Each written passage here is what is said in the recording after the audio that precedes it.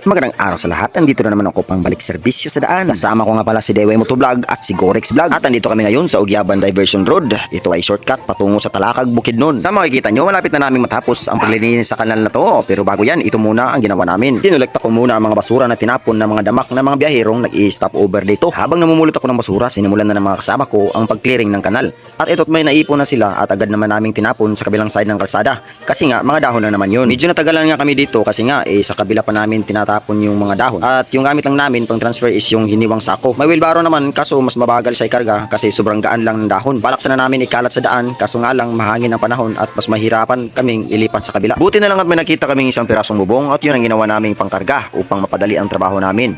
At disclaimer lang po, di po namin yan kinuha na intact pa sa koral. Nakahiwalay na po yan. Sinimulan na namin linisin ang sa itaas na parte.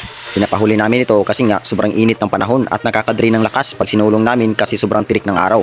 Itong parte pala na ito is imbornal yan, di lang makikita sa angle ng kamera at parang lupa siya, pero hindi po. At kung nagustuhan nyo ang serbisyo namin, please follow, like, and share. Maraming salamat po. Mga kababayan, absay na po sa daanan sa mga motorista.